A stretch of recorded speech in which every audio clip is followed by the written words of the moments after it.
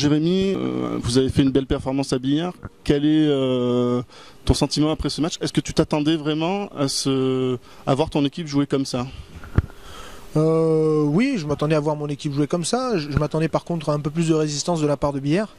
Après, on avait envisagé les choses comme ça, c'est-à-dire très rapidement leur faire comprendre que la première victoire n'était pas pour ce vendredi-là, en s'appuyant sur une grosse défense qui nous ont permis de déployer des montées de balles. Et donc des buts faciles derrière. Voilà, donc, mais si, je sentais mon équipe bien concentrée, bien déterminée.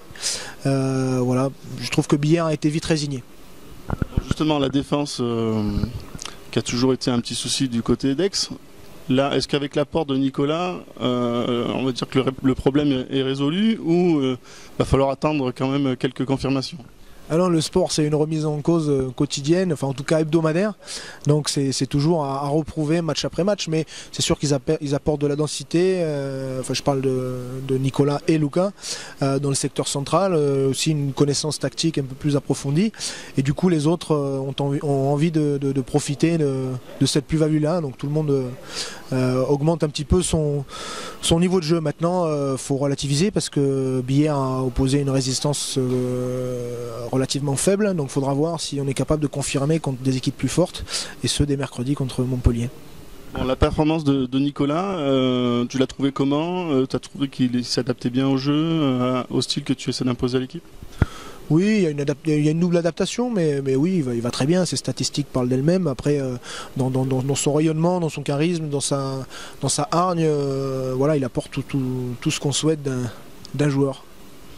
Bon, mercredi Montpellier, un match particulier pour les frères Karabatic, un match important aussi pour Aix, pour confirmer, et deux peut-être pour essayer d'accrocher le champion de France.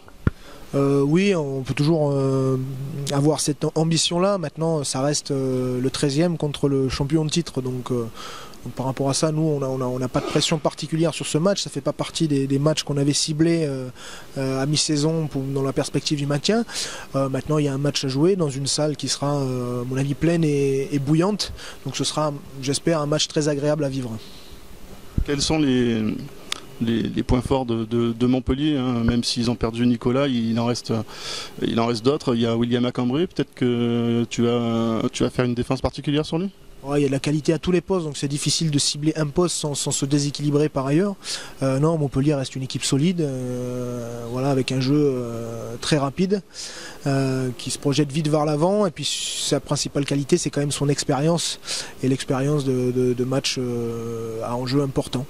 Donc voilà, Montpellier pour moi reste Montpellier. Je les ai vus contre Toulouse et contre Léon, et ça reste très solide. Merci beaucoup.